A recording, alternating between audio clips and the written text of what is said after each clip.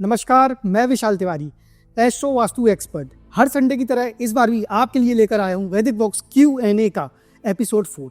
यहाँ पे मैं आपको उन सवालों के जवाब दूंगा जो एस्ट्रोलॉजी, वास्तु, न्यूमरोलॉजी या फिर स्पिरिचुअलिटी से जुड़े हुए हैं और हमारी ऑडियंस ने हमसे मेल, कमेंट, इंस्टाग्राम या फिर व्हाट्सएप कम्युनिटी के माध्यम से पूछा है।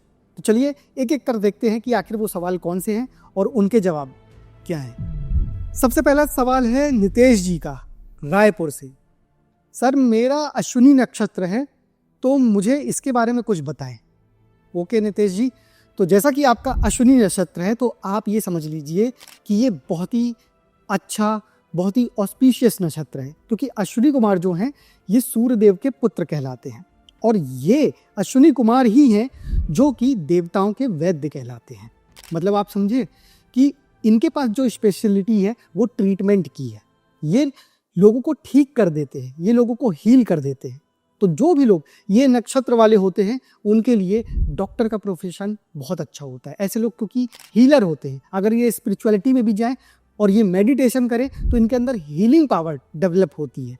और सबसे बड़ी बात ये है कि अगर ये लोग मेडिटेशन करते हैं तो ये ना सिर्फ खुद को स्वस्थ रखने में कामयाब हो पाते हैं बल्कि आसपास के अपने सभी लोगों को स्वस्थ रखने में कामयाब हो पाते हैं। और जैसा कि मैंने ये बताया कि ये नक्षत्र अश्विनी कुमारों का है तो उनका फेस हॉर्स के जैसा है, इसीलिए इस नक्षत्र का जो सिंबल है वो हॉर्स भी है। तो एक प्रकार से आप समझिए कि हॉर्स कितना एनर्जेटिक होता है। तो जो भी ये नक्षत्र वाले लोग हैं ये बहुत ही एनर्जेटिक होते हैं, बहुत ही एक्टिव होते हैं और इनकी सबसे खास बात ये होती है कि ये बहुत अच्छे रिसर्चर भी होते हैं। सबसे बड़ी चीज़ ये है कि ये नई नई चीज़ को खोजते हैं और एक बार किसी काम के पीछे दृढ़ संकल्पित होकर लग गए तो फिर उसे पूरा करके ही मानते हैं। हालांकि इन्हें गुस्सा जल्दी नहीं आता है, लेकिन अगर कभी आया तो शांत करना भी मुश्किल रहता है। तो आप एक चीज़ समझ लीजिए, ऐसे लोग स्कॉलर, प्रोफेसर, इस टाइप से भी प्रोफेशन में जा सकते हैं। तो सबसे अच्छी बात यह है कि आप हीलर टाइप के लोग हैं। इस नक्षत्र का जो एलिमेंट है ये अर्थ एलिमेंट है, जो कि स्थायित्व देता है, स्टेबिलिटी देता है। तो आपको एक चीज़ ये जानना है कि आपको अपनी स्ट्रेंथ को समझना है। अगर आपको अपना इंट्यूशन लेवल बढ़ाना है, अगर आपको अपनी हीलिंग पावर बढ़ाना है, अगर आप चाहते हो आप भी स्वस्थ जीवन बिताओ और आपके आसपास वालों को भी आप उन चीज़ों पर मदद करो। आप अगर किसी को हील करो तो वो व्यक्ति हील हो जाए, वो उबर आए अपने दुख से, कष्टों से या फिर रोगों से, क्योंकि इनकी स्पेशलिटी यही है। तो आप मेडिटेशन करना शुरू करें। अब जो एस्ट्रो वास्तु टिप है आपके लिए तो वो ये है कि जो हीलिंग का जोन होता है वास्तु में वो NNE होता है। वहाँ पे मेडिसिन रखने को बोला जाता है। क्यों? क्योंकि वहाँ की जो एनर्जी रहती है बहुत ही पवित्र, बहुत ही प्योर फॉर्म में रहती है। तो आप ध्यान रखिएगा आपके घर का NNE यानी नॉर्थ ऑफ नॉर्थ ईस्ट बिल्कुल भी डिस्टर्ब नहीं होना चाहिए। वहाँ कोई वास्तु दोष नहीं होना चाहिए। वहाँ पे कमोड या फिर किसी प्रकार का डस्टबिन या फिर क्लटर नहीं होना चाहिए। इन चीज़ों का आप ध्यान दीजिए तो आपके लिए ये बहुत ही बेनिफिशियल होगा। अगर आप डॉक्टर बनना चाहते हैं तो भी आप बहुत आसानी से बन सकते हैं। और मुझे नहीं पता, शायद आपका प्रोफेशन डॉक्टर का भी हो सकता है या आप हीलर भी हो सकते हैं। तो फिर आप तो NNE में अपना ऑफिस बनवाइएगा और वहाँ पे आप बैठना शुरू करिएगा। फिर आप रिजल्ट देखिएगा कि आपके जो क्लाइंट रहेंगे वो आपसे कितना खुश रहेंगे और आपसे कितना जुड़ के आपके लॉयल रहेंगे। दूसरा क्वेश्चन है किरण जी का, लखनऊ से, कि सर मैं भगवान शिव को बहुत मानती हूँ लेकिन इस भाग दौड़ जिंदगी में समय नहीं मिल पाता है पूजा या उनकी आराधना करने का। तो कोई आसान उपाय बताएं जिससे मैं उन्हें प्रसन्न कर सकूं। ओके, तो किरण जी आपको एक चीज़ बता दूं कि भगवान शिव तो बहुत भोले हैं। अगर आपके मन में ये एक प्रकार से थिंकिंग भी आई है तो भी वो प्रसन्न हो जाएंगे, क्योंकि कहीं ना कहीं आप उन्हें प्रसन्न करने का सोच रही हैं। लेकिन फिर भी मैं आपको एक चीज़ बताता हूँ कि शिव पुराण और शास्त्रों में बताया गया है कि भगवान शिव जो घृत का अभिषेक होता है यानी कि घी का, ये बहुत पसंद है। ध्यान रखिएगा देसी गाय का घी होना चाहिए, मिलावट वाला ऐसा कोई घी ना रहे। तो आप अरेंज करें अच्छा देसी गाय का घी। तो अगर भगवान शिव का घी से अभिषेक किया जाए तो वो बहुत प्रसन्न होते हैं। और आपको बिल्कुल भी टाइम नहीं मिल पाता तो आप महीने में 2 बार टाइम निकालिए, एक कृष्ण पक्ष की अष्टमी को और एक हर महीने जब पुष्य नक्षत्र आता है उस दिन। ये 2 दिन आप भगवान शिव को घी से स्नान कराएं, उनका घी से अभिषेक करें। फिर देखिए आपको क्या रिजल्ट मिलेंगे। बहुत अमेजिंग रिजल्ट प्राप्त होंगे आपको। नो डाउट अगर आप ये चीज़ फॉलो करते हैं आपको 5 से 6 महीने में वो अमेजिंग रिजल्ट देखने को मिलेगा जो शायद आपने इससे पहले नहीं देखा होगा। वैसे तो कहा जाता है भगवान शिव के लिए 1 लोटा जल ही काफ़ी है, लेकिन आप जैसा बता रहे हो अगर आप नहीं निकाल पाते हो समय तो कम से कम कृष्ण पक्ष की अष्टमी हर महीने की और हर महीने का पुष्य नक्षत्र, इस दिन आप भगवान शिव का घी से अभिषेक करिए और फिर देखिए आपको क्या रिजल्ट मिलते हैं। अब सवाल है सुमित जी का इंदौर से। मैं माँ लक्ष्मी को प्रसन्न करना चाहता हूँ और धन दौलत चाहता हूँ। अच्छा, तो उसके लिए क्या करूँ? तो देखिए सुमित जी, इससे पहले मैं आपको रेमेडी बताऊँ, सबसे पहले बेसिक फंडा बताता हूँ कि क्या होना चाहिए, क्योंकि जिससे आप रेमेडी करो तो वो असर भी होनी चाहिए, उसका रिजल्ट भी मिलना चाहिए। तो सबसे पहले माँ लक्ष्मी को प्रसन्न करने के लिए ये चीज़ ध्यान में रखें, ये तो एक एथिक्स में भी होना चाहिए, धार्मिक तौर से भी होना चाहिए, लेकिन आपको एक चीज़ बता दूं, हमेशा स्त्रियों का सम्मान करिएगा। ये तो मैं बेसिक फाउंडेशन बता रहा हूँ, रेमेडी अभी बताऊंगा। स्त्रियों का हमेशा सम्मान करिएगा। आपके द्वारा कोई भी स्त्री को किसी भी तरह का कष्ट या दुख नहीं होना चाहिए, क्योंकि अगर हम फीमेल की रिस्पेक्ट करते हैं, स्त्रियों का सम्मान करते हैं, तो माँ लक्ष्मी हमेशा हम पर कृपा बनाए रहती हैं। बोला भी गया है जिस घर में स्त्रियों का सम्मान होता है वहाँ बरकत होती है, जहाँ स्त्रियों का सम्मान नहीं होता है वहाँ माँ लक्ष्मी रूठ के खुद ही चली जाती है। अब सुनिए आपको क्या करना है। आपको रोज ओम श्रीम श्रीये नमः का जाप करना है 108 बार कम से कम, और ध्यान रखिएगा ये कमल गट्टे की माला या फिर स्फटिक की माला से करिएगा। और हर शुक्रवार, मतलब हर शुक्रवार के शुक्रवार श्री सूक्त का पाठ करिए और माँ लक्ष्मी को कमल का पुष्प चढ़ाइए। फिर देखिए आपको क्या रिजल्ट मिलते हैं अगले 3 महीने में। देखिए मैं रेमेडी वो बताता हूँ जो कर्म से भी जुड़ी हो। यहाँ कोई ऐसा नहीं है कि बहुत शॉर्टकट जादू, नहीं, कर्म आपके हैं। अगर पुराना कर्म करके आए हैं, कोई प्रॉब्लम है उस कारण, तो नया कर्म करिए जिसके कारण ये प्रॉब्लम हट जाए, क्योंकि कर्म ही है जो हमें उबार सकते हैं या फिर डुबा सकते हैं। तो आप ये करके देखिए, आपको रिजल्ट ज़रूर मिलेंगे। अगला सवाल है भुवनेश्वर से सुकृति जी का। अगर साउथ में सेप्टिक टैंक हो तो इसका क्या प्रभाव पड़ता है सर लाइफ में? ओके, तो आपको बता दूं कि अगर साउथ में सेप्टिक टैंक है तो ये बहुत खतरे की बात है, क्योंकि जो साउथ डायरेक्शन होती है, यहाँ के जो दिक्पाल हैं ये होते हैं यमराज, और यहाँ के जो प्लेनेटरी लॉर्ड हैं ये होते हैं मंगल। मंगल जो हैं ये हमें प्रोटेक्शन देते हैं। मंगल सेनापति है और मंगल सोल्जर टाइप का है। बिजनेस भी अगर करना है तो मंगल का एक पावर चाहिए, एक आग चाहिए, क्योंकि मंगल आग भी है। तो आप एक प्रकार से ये समझ लीजिए कि अगर यहाँ साउथ में आपके सेप्टिक टैंक है तो पहली बात, बिजनेस कभी भी फलेगा फूलेगा नहीं, आपको लॉस ज़रूर होंगे। बिजनेस में कभी भी व्यक्ति फल नहीं सकता, डेट अलग हो जाएंगे।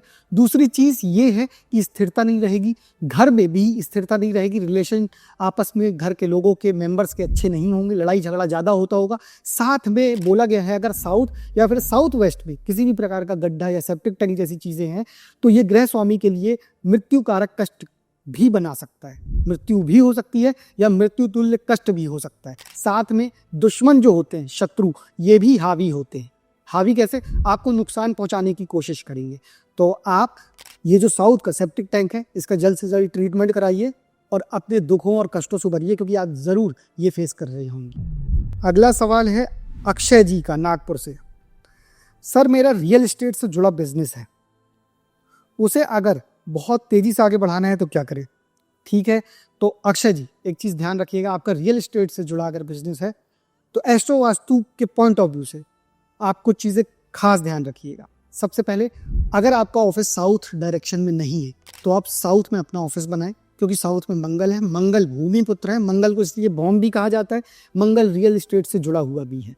तो आपका साउथ मजबूत होना चाहिए, और साउथ में ऑफिस बनाने से एक लीडरशिप, डोमिनेंट पावर भी आती है। आप लीड कर पाओगे अपनी टीम को, ना कि वो आप पर लीड करेगी। कई बार क्या होता है, कुछ ओनर्स के साथ ये होता है कि उनके एम्प्लॉयज़, उनकी टीम उनकी सुनती ही नहीं, अपना ही अपना करती है, डोमिनेट करती है कई बार टीम भी, तब बिजनेस घाटे में आता है। सबसे पहले आप साउथ की पावर को इंक्रीज करें, क्योंकि साउथ में मंगल है। रियल एस्टेट में अगर आपको आगे बढ़ना है तो साउथ आपका वास्तु दोष से बिल्कुल, मतलब विहीन, वास्तु दोष बिल्कुल भी नहीं होना चाहिए साउथ में। दूसरा, वेस्ट में अपना बेडरूम बनाए। वेस्ट में बेडरूम बनाए, लेकिन वेस्ट में टॉयलेट नहीं होनी चाहिए। क्यों? क्योंकि वेस्ट शनि देवता का है, वरुण देवता का है। वरुण देवता वहाँ के दिक्पाल हैं, शनि देवता वहाँ के प्लैनेटरी लॉर्ड हैं। वेस्ट आप मजबूत रखेंगे, यहाँ पे आप अपना बेडरूम बनाएंगे अगर, तो आप ये चीज़ ध्यान रखिएगा, वेल्थ भी आएगी, ठीक है, ढेर सारा पैसा भी आएगा और खुशियाँ भी आएंगी, हैप्पीनेस, प्रॉस्पेरिटी सब आएगी। लेकिन अगर आपने वेस्ट में टॉयलेट रख दिया तो डिले हो जाएगा, आपके प्रोजेक्ट डिले हो जाया करेंगे, कुछ ना कुछ अड़चने आ जाया करेंगी। तो याद रखिएगा, अगर घर में वेस्ट में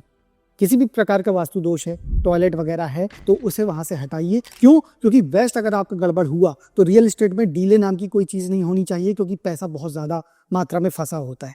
तो वेस्ट आपका सुधरा हुआ होना चाहिए। वेस्ट में आप बेडरूम बना लीजिए, बहुत अच्छी बात है। अब लास्ट चीज़, नॉर्थ में आप ग्रीन प्लांट लगाइए, नॉर्थ को आप खुला रखिए। अब आप कहेंगे नॉर्थ क्यों? तो नॉर्थ के जो प्लेनेट हैं वो हैं बुध, यानी कि मरकुरी, और जो दिक्पाल है नॉर्थ के वो धन कुबेर है। तो धन तो आपको चाहिए रियल एस्टेट में ढेर सारा। साथ में नॉर्थ में मैंने इसलिए कहा क्योंकि जो बुध हैं ये डॉक्यूमेंट से भी रिलेटेड होते हैं, पेपर वर्क से भी रिलेटेड होते हैं, और नॉर्थ अगर गड़बड़ हुआ तो पेपर वर्क से रिलेटेड चीज़ों में आपको दिक्कत आ सकती है। आपके पेपर फंस गए, प्रशासन से मतलब कहीं हर्डल आ गया इसलिए क्योंकि पेपर नहीं आ रहे। अपॉर्चुनिटी आपको चाहिए रियल एस्टेट में कि आपके साथ इन्वेस्टर्स भी जुड़े, है ना, आपके पास फाइनेंशियल गेन्स हो, तो इसलिए आपको नॉर्थ भी देखना बहुत ज़रूरी है। नॉर्थ को खाली रखिए, खुला रखिए, और नॉर्थ में ग्रीनरी लगाइए। नॉर्थ से नॉर्थ ईस्ट के बीच आप तुलसी का पौधा लगा सकते हैं, जो आपके पूरे घर में पॉजिटिविटी बिखेर सकता है। नॉर्थ में आप मनी प्लांट लगा सकते हैं। तो इस तरह से आप नॉर्थ को भी एनर्जाइज कर लीजिए, फिर देखिए आपका बिजनेस दिन दुगनी रात चौगुनी तरह से आगे बढ़ेगा। अब अगला सवाल है अश्विनी जी का, फरीदाबाद से। ओके, शॉप के वास्तु के एनालिसिस करते समय, शॉप का वास्तु एनालिसिस करते समय सबसे इंपॉर्टेंट चीज़ क्या है? रिसेप्शन, एंट्रेंस या फिर कुछ और?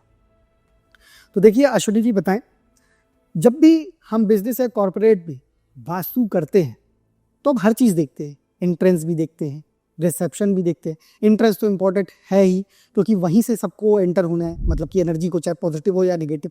लेकिन जो सबसे इम्पोर्टेंट है वो तो आपने यहाँ लिखा नहीं, लेकिन मैं आपको बता दूँ, सबसे इम्पोर्टेंट है मैप शॉप का। बहुत सारे वास्तु एक्सपर्ट्स ऐसे हैं जो बिना मैप के वास्तु कराते हैं। किसी की शॉप में, किसी के घर में, किसी की इंडस्ट्री में ऐसे काम नहीं चलता। आप अगर बैठो और आप अपने अंदाज से लगाओ, ऐसे सिर्फ कंपास रख के कि यहाँ पे नॉर्थ आ रहा है तो यहाँ पे ये नॉर्थ ईस्ट होगा, इतना नहीं। हर डिग्री में, हर कुछ डिग्री में वास्तु देवता चेंज हो जाते हैं, जोन चेंज हो जाता है। तो इसलिए आप ध्यान रखिए, सबसे इम्पॉर्टेंट है मैप, क्योंकि जब तक मैप नहीं होगा वास्तु में तब तक एक्यूरेसी नहीं आ सकती। सवाल है मेहुल जी का, अहमदाबाद से। सर, शनि की 7.5 चल रही है, तो कुछ उपाय बताएं कैसे उभरा जाए इससे। देखिए मेहुल जी बता दें, शनि की 7.5 चल रही है। अक्सर लोग डरते हैं 7.5 से, लेकिन डरने की बात नहीं है। ये आपकी परीक्षा का समय है, क्योंकि 7.5 में क्या होता है कि शनिदेव टेस्ट करते हैं लोगों को, शनिदेव निखारते हैं लोगों को, शनिदेव तपाते हैं लोगों को ताकि वो सोना बन सके। तो आपको एक चीज़ बता दूं, आपको इन चीज़ों का ध्यान रखना है कि ये आपकी परीक्षा की घड़ी है। तो आपको हार्ड वर्क से नहीं बचना है, आपको हार्ड वर्क करना है। आप कभी भी यहाँ पे, जब तक 7.5 आपकी चल रही है, पहली चीज़ बुरी चीज़ों से, बड़े लोगों के अनादर से, या फिर जो मतलब कहना चाहिए कि हमसे औहदे में छोटे हैं लोग, एज में बस नहीं, औहदे में भी जो छोटे हैं हमसे, उनका हमेशा सम्मान करिएगा, अपमान ना हो आपसे। दूसरी चीज़ ये है कि हार्ड वर्क से मत बचना, शॉर्टकट लेने की कोशिश बिल्कुल भी नहीं करना। अपॉर्चुनिटी बहुत आएंगी, आपको लगेगा शॉर्टकट मार दे एकदम से पैसा आ जाएगा, एकदम से सफलता आ जाएगी, नहीं। आपको शनि निखारना चाहते हैं, और शनि लोगों को तब तक बनाते हैं जब तक कि वो डिजर्व नहीं कर लेता है कुछ चीज़ पाने का। और जब व्यक्ति डिजर्व कर लेता है तो शनि जब देते हैं तो ये परमानेंट देते हैं, लॉन्ग टर्म देते हैं। शनि की दी हुई चीज़ कभी कोई आपसे छीन नहीं सकता। तो ये 7.5 में एक चीज़ तो ये ध्यान रखिएगा। दूसरी, हर शनिवार आप पीपल के पेड़ में सरसों के तेल का दीपक जरूर जलाएं। साथ में शनि देव का अगर मंदिर है और आप दर्शन करते हो तो जस्ट उनके आँख के सामने मत खड़े होइएगा, थोड़ा साइड खड़े होइएगा, और ओम शम शनिश्चराय नमः का जाप करिए हर शनिवार। और अगर शनि मंदिर नहीं मिलता है तो पीपल के वृक्ष में भी आप सरसों के तेल का दीपक जला सकते हैं। साथ में मैं कहता हूँ हर किसी व्यक्ति से, और इसके अमेजिंग रिजल्ट सबको ही जानते हैं, लेकिन बहुत नॉर्मल चीज़ें इसलिए निगलेक्ट कर देते हैं, कि हनुमान चालीसा डेली बेसिस में ज़रूर पढ़ना चाहिए। क्योंकि हनुमान चालीसा ऐसी चीज़ है, श्री हनुमान जी ऐसे हैं कि जिनकी आराधना करने से शनिदेव, राहु और केतु बिल्कुल भी हर्डल नहीं डालते। तो इसलिए इन चीज़ों को आप फॉलो करें, और फिर देखें आपको शनि इसी 7.5 के आखिरी टर्म में किस तरह से तरक्की देते हैं। तो चलिए, आज का ये एपिसोड ख़त्म होता है। आप लोगों के भी अगर किसी भी तरह के कोई सवाल हो तो हमें मेल करें, कमेंट करें, इंस्टाग्राम में मैसेज करें या फिर हमारी व्हाट्सएप कम्युनिटी में जुड़ के भी हमें सवाल भेज सकते हैं। तो चलिए फिर मिलते हैं अगले संडे इस एपिसोड में, एपिसोड 5 में। तब तक के लिए हर हर महादेव।